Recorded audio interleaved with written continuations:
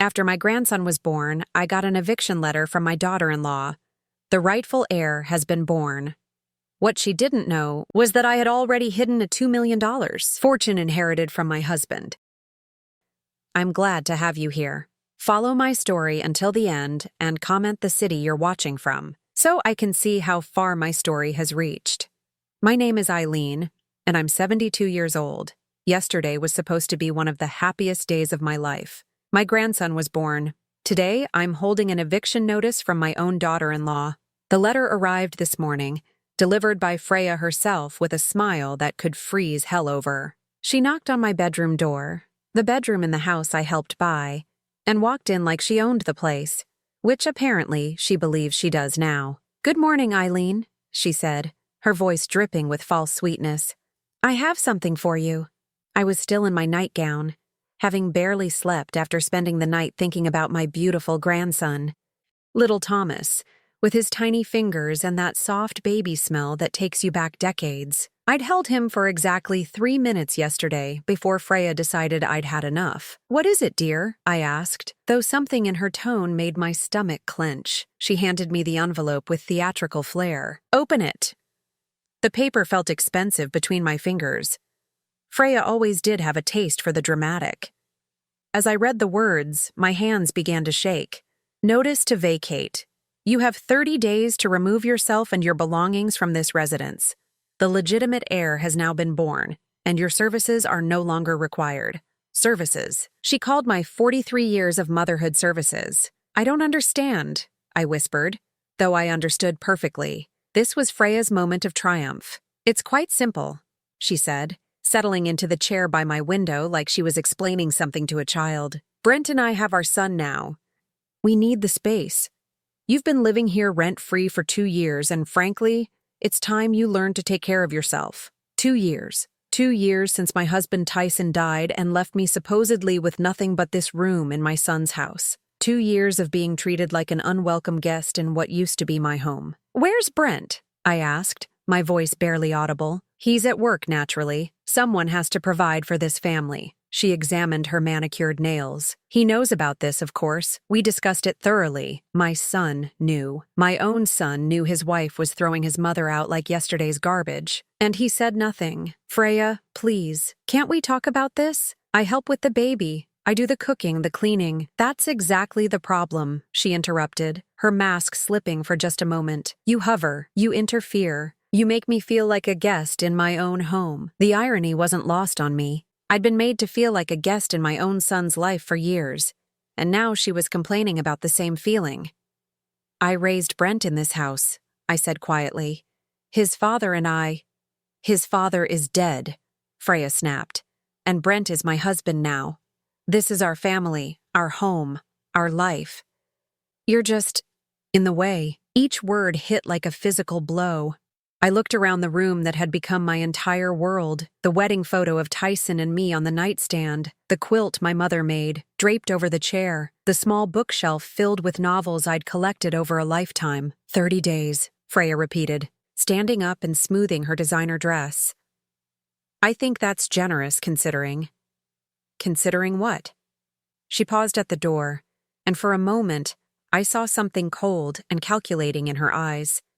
"Considering you never really belonged here anyway." After she left, I sat on the edge of my bed for hours, holding that letter. The house was quiet except for the occasional cry from the baby, my grandson. The child I'd been so excited to spoil and love and teach all the things I'd taught his father. I thought about calling Brent, demanding to speak with him. But what would I say? That his wife was cruel? He already knew that. That I didn't deserve this treatment? He'd chosen his side long ago. The truth is, I'd been preparing for this moment without realizing it. Not the eviction. I never saw that coming. But the moment when I'd have to decide whether to keep pretending I was powerless. You see, Freya made one crucial mistake. She assumed that because I lived quietly, dressed modestly, and never flaunted wealth, I didn't have any. She assumed that when Tyson died, he left me with nothing but the clothes on my back and a room in my son's house. She was wrong. Hidden in a safety deposit box across town, gathering interest for 2 years, sat $2 million. Tyson's life insurance policy, his retirement accounts, and the sale of assets Freya never knew existed. Money I'd kept secret not out of greed, but out of caution. Money I'd planned to use to secure my grandson's future. But now, sitting in that bedroom with an eviction notice in my lap, I realized something. Before I could secure anyone else's future, I needed to reclaim my own dignity. Freya wanted me gone? Fine, but she had no idea what she'd just unleashed. The boxes arrived that afternoon. Freya had ordered them online with same-day delivery, just to make her point crystal clear. I found them stacked outside my bedroom door like a not-so-subtle reminder that my time was ticking. As I began folding my clothes, each item brought back memories I'd tried to bury. The blue dress I wore to Brent's college graduation, bought secondhand because every penny had gone toward his tuition. The cardigan with the small hole in the elbow that I'd never replaced because Brent needed new textbooks that semester. People talk about a mother's sacrifice like it's some noble, beautiful thing. They don't mention how it hollows you out slowly, piece by piece, until you forget who you were before you became someone's everything. After Tyson's first heart attack when Brent was 16, I took on extra shifts at the department store where I worked. Tyson couldn't work construction anymore, and we had a son who dreamed of becoming an engineer. College wasn't cheap, and scholarship money was scarce. I remember the morning I sold my grandmother's pearl necklace. Brent needed a laptop for his senior year, and we were behind on the mortgage.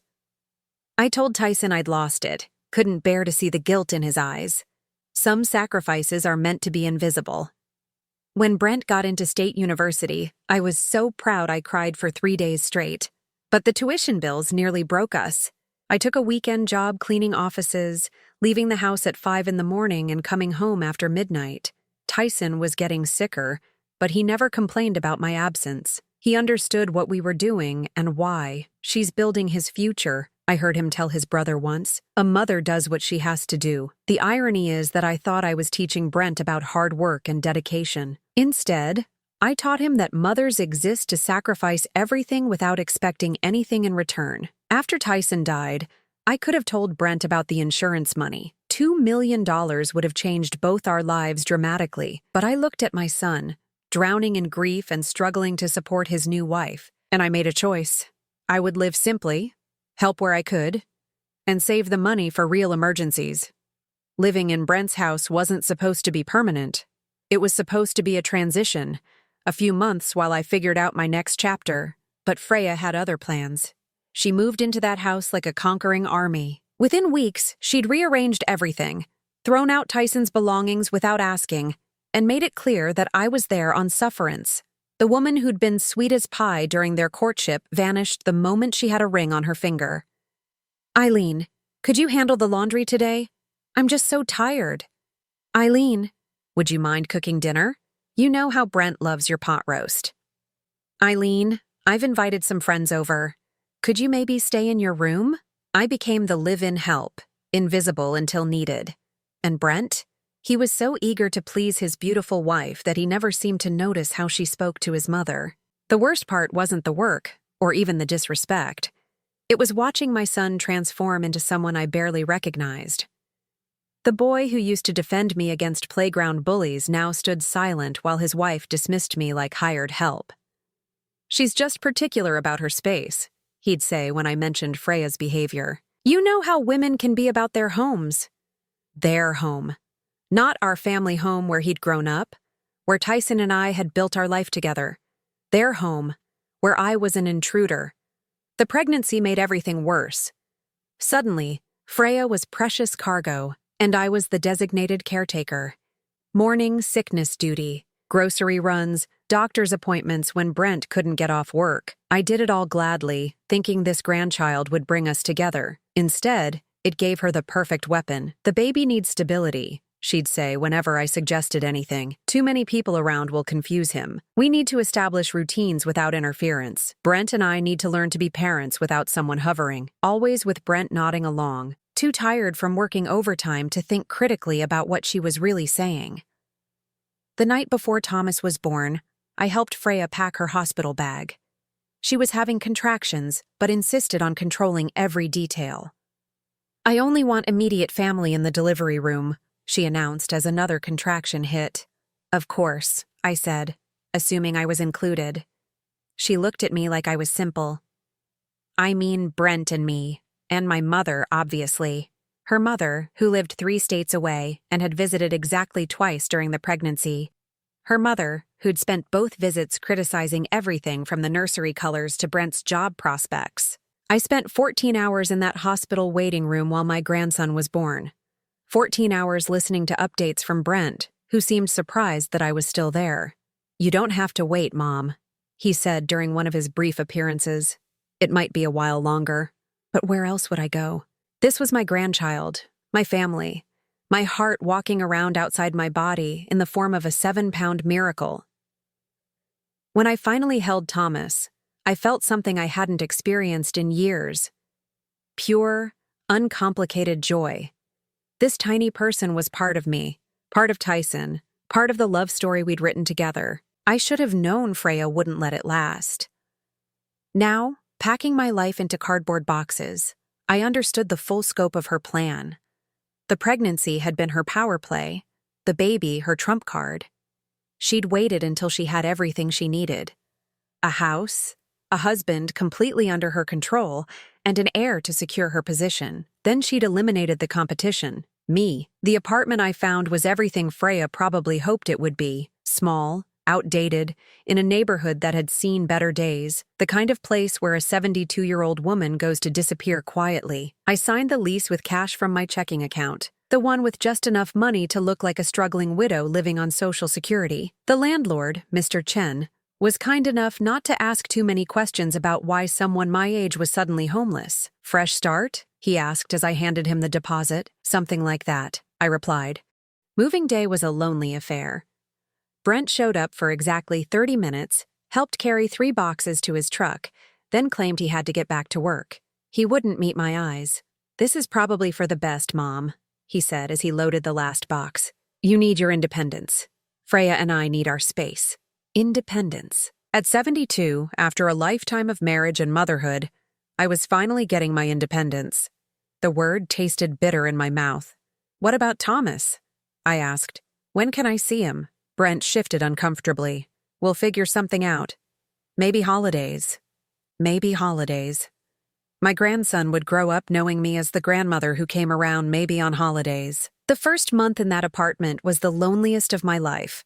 I'd gone from a house full of activity, even unpleasant activity, to complete silence. The walls were thin, and I could hear my neighbors arguing, watching television, living their lives while I sat in my tiny living room wondering how I'd become so invisible. I tried calling Brent twice a week, keeping the conversations light. How's the baby? Is he sleeping better? Has he smiled yet? But even these brief exchanges felt forced, like he was checking items off a list. It was during one of these calls that I heard something that changed everything. Brent? Honey, tell the delivery guy to bring the bags upstairs. Freya's voice carried clearly through the phone. The Chanel bags go in the master closet. Chanel bags. Plural. Mom, I have to go, Brent said quickly. What delivery? I asked, but he'd already hung up. That night, I couldn't sleep. Chanel bags weren't something you bought on a construction worker's salary, even a foreman's salary like Brent had worked his way up to. Those bags cost more than most people's rent. The next week, curiosity got the better of me. I drove past their house, my old house, and saw a gleaming red BMW in the driveway. Not Brent's practical Honda, which was nowhere to be seen. A BMW with temporary plates. I parked across the street and waited. An hour later, Freya emerged in a designer outfit I recognized from a magazine ad. She loaded Thomas into a car seat that probably cost more than my monthly grocery budget and drove off. I followed at a distance, feeling foolish but unable to stop myself. She went to the most expensive shopping district in town, spending what looked like hours in boutiques I'd never dared enter even when Tyson and I were doing well. When she came out of the jewelry store, she was wearing new diamond earrings that caught the sunlight like tiny stars. That evening, I called Brent again. How are things at work, honey? I asked casually. Tough, he said. And he did sound tired. We're working 10-hour days to make ends meet. The baby's expensive, you know? make ends meet, while his wife bought BMWs and Chanel bags. Are you getting enough help at home? I pressed gently. Freya does what she can, but she's exhausted from the baby. She deserves nice things after what she's been through. What she'd been through. Like pregnancy and childbirth were some unique trial no woman had ever endured before. Over the next few weeks, I made it my business to learn more. I started taking walks through their neighborhood, timing them for when I knew Brent would be at work. The BMW became a regular fixture, joined by shopping bags from stores I recognized from magazine advertisements. The final straw came on a Thursday afternoon. I was walking past when I heard raised voices through an open window. "I don't care what your mother thinks," Freya was shouting.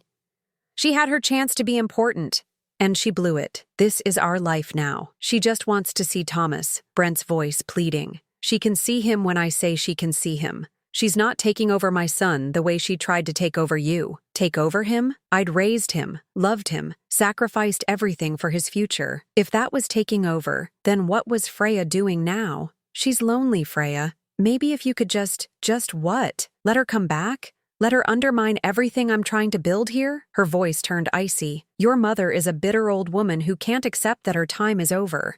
The sooner you realize that, the better. Bitter old woman. I stood frozen on the sidewalk, listening to my son's wife poison him against me with words I'd never forget. Maybe you're right, Brent said finally, and my heart shattered. That night, I sat in my small apartment and made a decision. I'd spent 2 months feeling sorry for myself, playing the role of the discarded mother, but I'd forgotten something important about myself. I was Tyson Murphy's wife, the woman who'd worked 3 jobs to put her son through college, the woman who'd held her family together through illness, financial struggles, and loss. I wasn't a victim, I was a survivor, and it was time Freya learned the difference. I reached for my phone and dialed a number I'd memorized but never used. Henderson Private Investigations. A professional voice answered. Yes, I said, my voice steady for the first time in months. I'd like to hire an investigator. Marcus Henderson looked exactly like I'd imagined a private investigator would look. Tired eyes, weathered face, the kind of man who'd seen enough of life's ugliness to not be surprised by anything. His office was small and cluttered, but something about his calm professionalism put me at ease. Mrs. Murphy, he said, pouring coffee from a pot that had seen better days. What can I do for you? I'd rehearsed this conversation, but sitting there, I felt suddenly foolish. I want you to investigate my daughter-in-law. He didn't even blink. Any particular reason? She's spending money that doesn't exist. At least, money that shouldn't exist based on what I know about their finances. Marcus pulled out a legal pad. Tell me everything. So I did. I told him about Brent's salary, about the BMW, about the shopping sprees and designer clothes. I told him about being thrown out of my own son's house and cut off from my grandson. I told him about the woman who'd married my son and systematically destroyed everything I'd built. When I finished, Marcus was quiet for a long moment. Mrs. Murphy, I have to ask, is this about getting back at your daughter-in-law, or is this about protecting your son? The question caught me off guard. I want to protect Brent, but I also want to understand what's happening, because in my experience, when someone suddenly has money they shouldn't have, it usually comes from one of 3 places: family money they haven't disclosed, illegal activity, or someone else. Someone else. The words hung in the air like a challenge. What do you mean? I mean, maybe your daughter-in-law has a benefactor, someone who's not your son. The possibility hadn't occurred to me, but as soon as he said it, pieces started falling into place. Freya's sudden confidence after the baby was born, her eagerness to get rid of me, her absolute certainty that she could treat my son like a meal ticket without consequences. How long would an investigation take? I asked. Depends what we find. Could be a week, could be a month. My retainer is $1,500. I wrote the check from my secret account, the one Freya didn't know existed. I want to know everything. Where the money's coming from, what she's planning, everything. Marcus tucked the check into his desk drawer. Mrs. Murphy, can I give you some advice? I nodded. Whatever we find, it's probably going to hurt. Information like this usually does. Are you prepared for that? I thought about the last 2 months. The loneliness, the humiliation, the gradual realization that my son had chosen his wife's version of reality over his own mother's love. "Mr. Henderson, I've already been hurt. Now I want the truth." The waiting was torture.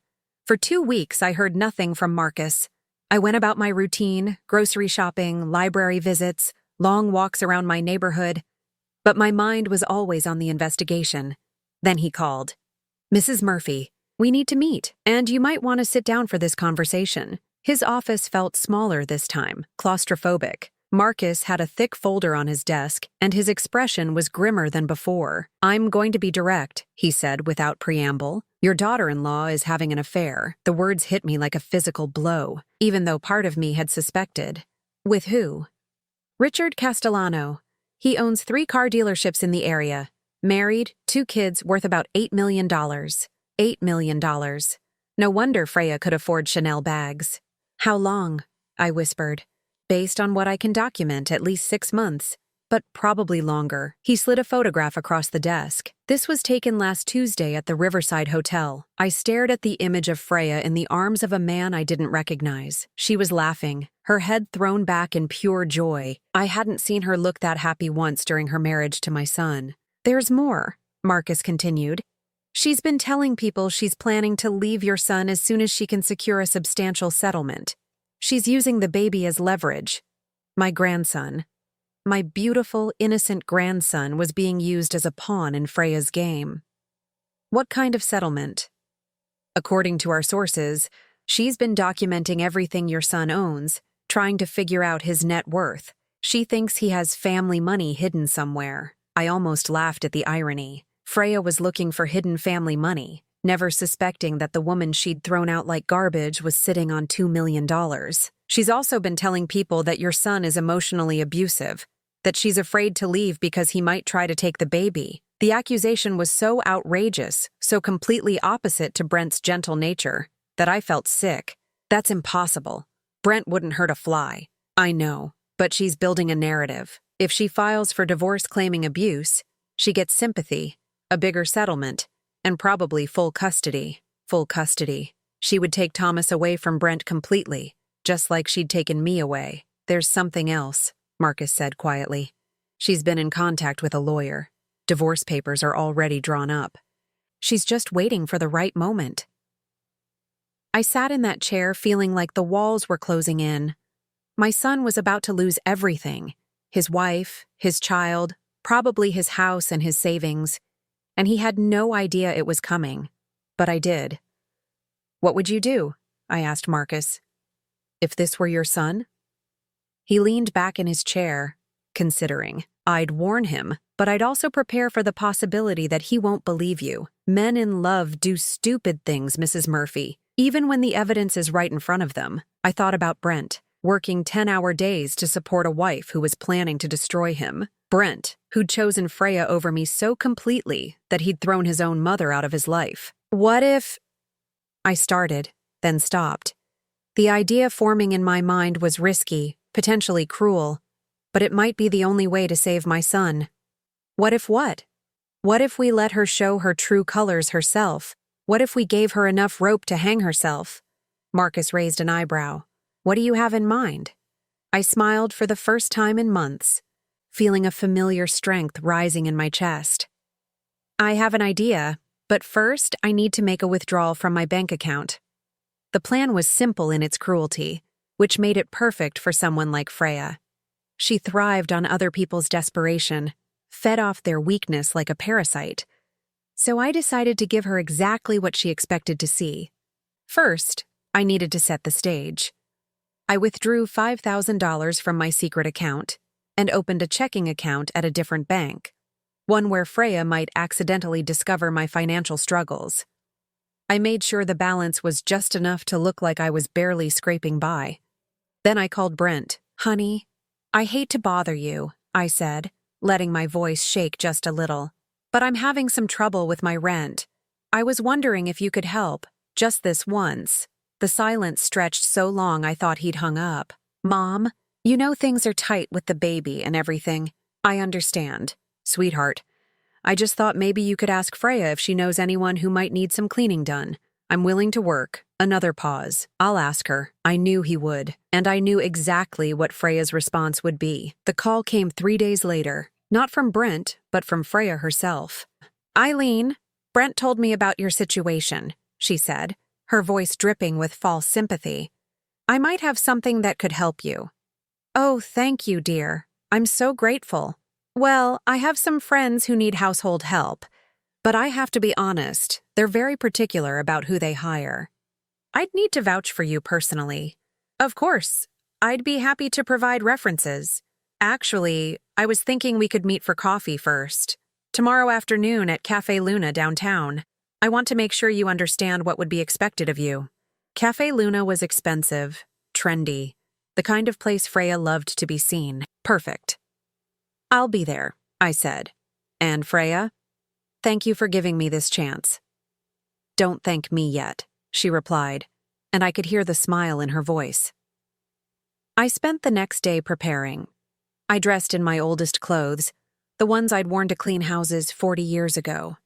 I styled my hair plainly, wore no makeup, and practiced looking defeated in the mirror. When I arrived at Cafe Luna, Freya was already there, holding court at a corner table with 2 other women I didn't recognize. She'd clearly been telling them about me, because they all looked up with identical expressions of pity mixed with superiority. Eileen! Freya called out, loud enough for half the cafe to hear. Come sit with us! I shuffled over, clutching my worn purse like a lifeline. The other women introduced themselves, Linda and Margaret, both dripping with jewelry and judgment. So you're Brent's mother, Linda said, looking me up and down. Freya's told us about your situation? Yes, well, I said, letting my voice waver. Times have been difficult since my husband passed. Of course they have, Margaret added with false kindness. It must be so hard at your age, starting over. Freya ordered for all of us without asking what I wanted. A $30 salad that I knew she expected me to pay for, testing whether I really was as broke as I claimed. Now, about this job opportunity, Freya said, leaning forward with practiced concern. The Ashfords are looking for someone to clean their house twice a week. It's a big job. 6 bedrooms, 4 bathrooms, and they entertain frequently. That sounds wonderful, I said eagerly. What does it pay? $15 an hour, she said, watching my face for disappointment. Cash, of course, under the table. $15 an hour to clean a mansion. Less than minimum wage, and she was presenting it like a gift. I'll take it, I said immediately. When can I start? Well, there's one small problem, Freya continued, her voice taking on that syrupy tone she used when she was about to twist the knife. They require a security deposit, $200 to ensure you don't steal anything. $200. Money she knew I couldn't afford to lose. I'm not sure I have that much, I said, letting genuine panic creep into my voice. Oh, that's unfortunate, Linda said, not sounding sorry at all. The Ashfords are very particular about their help. Maybe I could work for free the first few weeks to prove myself, I suggested desperately. Freya exchanged glances with her friends. I don't think that would work. They need someone who can commit financially. Please, I said, my voice breaking. I'm behind on my rent. I might lose my apartment. The satisfaction in Freya's eyes was unmistakable. This was the moment she'd been waiting for, to see me truly broken, begging for scraps. Well, she said slowly, I suppose I could lend you the money, as a family loan. You would do that? I asked, tears gathering in my eyes. Of course, family helps family. She pulled out her phone and made a show of calculating. $200 for the deposit, plus interest. Let's say 25%. You'd owe me $250. 25% interest on a $200 loan. Legal loan sharks charged less. I don't know how to thank you, I whispered. Don't thank me yet, she said with a cold smile. I'll need you to sign a promissory note, and if you can't pay it back in 30 days, there will be additional fees. She pulled out a piece of paper, clearly prepared in advance, and slid it across the table along with a pen. The terms were even worse than she'd stated verbally. Compound interest, late fees, and a clause that would allow her to claim my few possessions if I defaulted. This seems a bit complicated, I said, scanning the document. "Business is business, Eileen," she replied sharply. "If you can't handle simple financial obligations, maybe you shouldn't be working for people like the Ashfords." Her friends nodded in agreement, clearly enjoying the show. "Of course," I said, signing the paper with a trembling hand. "I'm just grateful for the opportunity." Freya counted out $200 in cash, making sure the entire cafe could see her generous gesture. "There you go. Don't disappoint me." "I won't," I promised, clutching the money like salvation. As I left the cafe, I heard Freya's voice behind me, not quite quiet enough to be private. "Some people never learn to take care of themselves. It's really quite sad."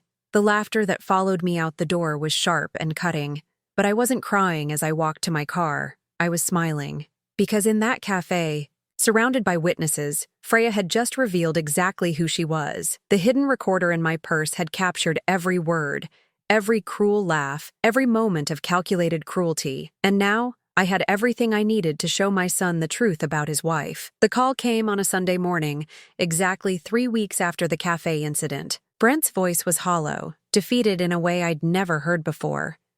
"Mom, I need to see you." "Of course, honey. What's wrong?" "Not over the phone. Can you come over? Freya's at her mother's with the baby." 20 minutes later, I sat in the living room where I'd once belonged, watching my son pace like a caged animal. He looked terrible, thin, exhausted, aged beyond his 32 years. "She's leaving me," he said without preamble. "Freya's filing for divorce." I felt my heart break for him, even though I'd seen this coming. "Oh, Brent, I'm so sorry. She says I'm emotionally abusive, that I've been controlling and manipulative." He laughed bitterly. "She's taking Thomas. I might only get supervised visitation. That's ridiculous. You're the gentlest man I know. Try telling that to her lawyer." He slumped into his father's old chair. "She's claiming I have hidden assets, that I've been lying about our finances. She wants half of everything, plus alimony and child support." Hidden assets. The irony would have been funny if it weren't so tragic. "Brent, there's something I need to tell you, about Freya." He looked up, and I saw a flicker of hope in his eyes. "What do you mean?" I'd prepared for this moment, rehearsed it in my mind countless times, but sitting there, looking at my broken son, the words felt heavy and dangerous. "She's been lying to you about a lot of things." I told him everything, about the investigation, about Richard Castellano, about the months of planning and deception. I showed him the photographs, played him the recording from the cafe, laid out the evidence of his wife's calculated cruelty. With each revelation, Brent's face grew paler. When I finished, he sat in stunned silence for several minutes. "How long have you known?" he finally asked. "About the affair? A few weeks? About her plan to leave?" "Not long enough to stop it, I'm afraid." "Why didn't you tell me sooner?" The question I dreaded. "Because you wouldn't have believed me. You needed to see it for yourself." He flinched but didn't deny it. "We both knew I was right. There's something else," I said gently. "Something I should have told you a long time ago." I reached into my purse and pulled out a bank statement. Brent's eyes widened as he saw the balance. $2 million, he whispered. "Dad's insurance? And his retirement accounts and some investments you didn't know about. I've been keeping it safe. All this time you've been living in that apartment, letting Freya treat you like—" He couldn't finish the sentence. "Like hired help? Like a burden?" "Yes. But why? Why didn't you just tell us? Tell me." I took his hands in mine, feeling how rough they'd become from all the overtime work, because I wanted to see who you'd become without money changing the equation. I wanted to know if the son I raised was still there, underneath everything else. "And what did you find?"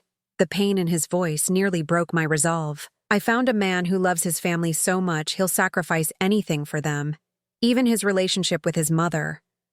Tears started falling down his cheeks. "I'm so sorry, Mom. I'm so sorry for everything." "I know, sweetheart. I know." "What do I do now? She's going to take Thomas. She's going to destroy me in court." I smiled, feeling a familiar strength rising in my chest. "No, she's not. Because we're going to beat her at her own game."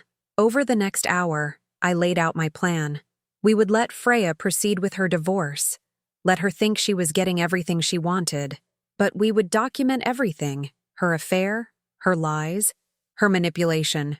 When the time came, we would present the truth in court, not as desperate accusations, but as carefully gathered evidence. And the money? Brent asked. Will be protected in a trust fund for Thomas. Freya can't touch it, but it will ensure his future is secure. What about you? What about your future? I looked around the house where I'd raised my son, where Tyson and I had built our life together. It felt different now, lighter somehow, as if a weight had been lifted from its walls. I'm going to buy a house, I said. A nice one, with a guest room for my son and a nursery for my grandson. A place where family is actually welcome. 3 months later, I stood in the kitchen of my new home, watching Brent push Thomas in his stroller around the spacious backyard. The divorce had been finalized 2 weeks ago. When confronted with evidence of her affair and her planned manipulation, Freya had agreed to joint custody rather than risk losing everything in a public trial. She'd kept the BMW and her designer clothes, but she'd lost the house, the security, and the control she'd worked so hard to establish. Richard Castellano had disappeared from her life the moment his wife found out about the affair. The doorbell rang, interrupting my thoughts. When I opened it, I found a delivery man holding an enormous bouquet of flowers. "Eileen Murphy?" he asked. "That's me." I looked at the card as he walked away. "Thank you for never giving up on us. Love, Brent and Thomas." Through the kitchen window, I watched my son lift his baby son out of the stroller, pointing up at the trees and talking in that animated way parents do when they're sharing the world with their children. Thomas would grow up knowing his grandmother's love. He would learn that family means showing up, not just when it's convenient, but especially when it's hard. He would understand that real strength sometimes looks like patience, and that the most powerful victories are often the quietest ones. I thought about Freya, probably sitting in some expensive apartment, wondering how everything had gone so wrong. She'd made one crucial mistake. She'd assumed that because I loved quietly, I was weak. She'd learned too late that there's a difference between kindness and weakness, between sacrifice and surrender. At 72 years old, I'd reclaimed not just my dignity, but my family. And for the first time in years, the future looked exactly as bright as I'd always hoped it would be. Now I'm curious about you who listened to my story. What would you do if you were in my place? Have you ever been through something similar? Comment below. And meanwhile, I'm leaving on the final screen 2 other stories that are channel favorites, and they will definitely surprise you. Thank you for watching until here.